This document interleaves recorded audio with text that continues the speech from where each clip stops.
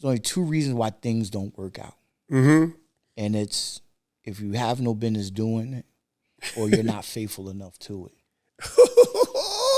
Now you're talking my language. And I believe that I've been so faithful to my community and wanting to provide services and wanting to provide tools to allow my people access to the quality of life that they deserve.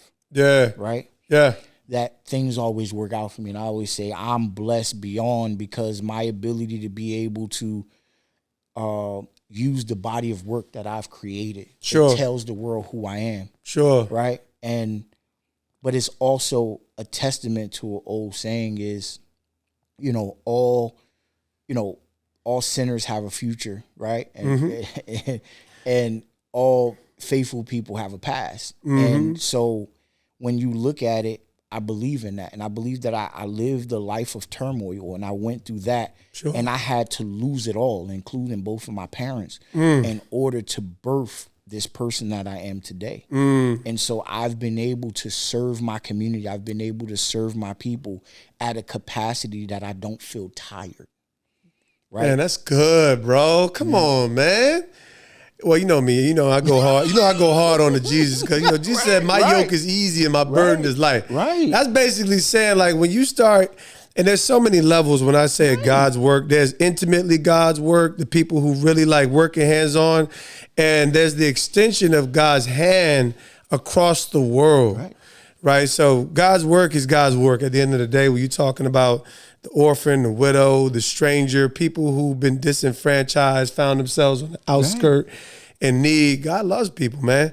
So you just hit a whole bag right there. You hit the money bag, but you talked about this redemptive element of kind of entering into being like I don't even feel like I'm working, but I'm working. Right, being at peace and certainty of knowing that what you're doing. All right, so talk to me because you're not just doing this. So you alluded to it. I call it the starving baker. When you find yourself with a servant's disposition, you baking up bread for everybody, but you might be starving yourself. How has that been, right? Because when you adopt the servant's heart, when you understand that there's more purpose in serving than it is than being served, you could find so much meaning in that. You running thin on oil, no matter how good it feels. But the burden is so great too, right? You look out at the needs, the burden is great. How has it been, and like how do you arrive at that? For lack of better terms, I'm not a big believer in balance, but I am a believer in radical obedience that leads you to peace, assurance, health, wellness, and all those things.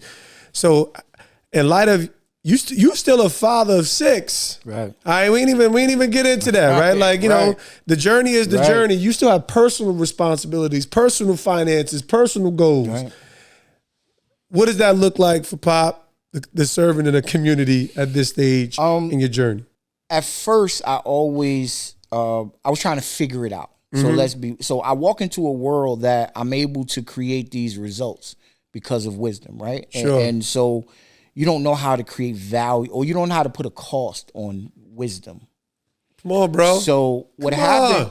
So, I used to always say, what was the net worth of Gandhi, Martin Luther King, and Malcolm X? I said, the world makes provisions for me, right?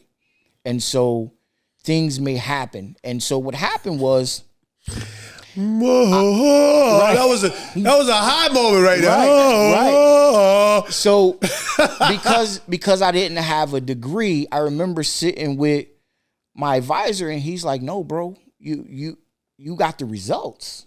You got the system. Big The facts. problem was now you have to be able to know how to show the value of this system that works." Call that packaging. Right. And so he's like, you either got to provide a service or you got to sell a product. Boom. Right. And so that's where I started. So I said, all right, let me take a couple steps back. I'm going to take on some people and help them with their businesses. Right. So I'll get back to the business side. So let me go.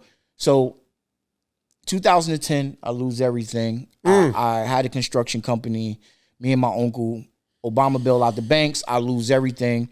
I everything. Wife, house, everything gone. So I don't know where to go. Devastation. So I only know how to use what I have. I had a couple of dollars put away. So a friend of mine is like, stop bumping your head on trying to get back into construction because you know you need money, whatever. He said, open up a property maintenance company or a cleaning company. He said, because you can do that yourself, and now you don't have to worry about it. I'll tell you one of the crazy. So when I tell you I have nothing, like nothing. I call, so I go home, my advisor, JR, he's like, bro, I got you. Me and my wife gonna sponsor your business cards, everything. I go on Craigslist and I'm typing. I do this. Boom, look real nice. I packaged it up. I press send. Dude calls me. And for the one thing that, out of all the things I posted, the one thing he asked me to do, I couldn't do at the time, which was power wash his house. I swear to you, I'm not making this up. So look, this is why I say God has blessed me. I called JR. So when I tell you I'm financially messed up, everything, I called JR. I'm like, bro, dude want me to come power wash his crib, whatever. Got the estimate. He basically whatever. I said, I don't have no money. I said, I'm about to probably just swipe my credit card and you know go in debt, and then I'll pay the money back after I do it. He says, yo, my contractor just left a power washer here because he had to take some bricks back. Get out of here. I'm not playing. So I get the power washer from JR. I don't have money to get there. He loans me $60. I swear to you, I'm not making this up. This is beautiful. We go to the house to get the power washer. The trunk is stuck. It won't open. Oh, you be kidding. 2-door car, Alero.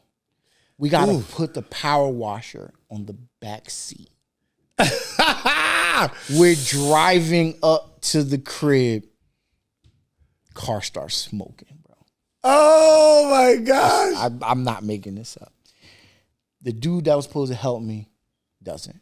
It's me and my girlfriend power washing his house. Man.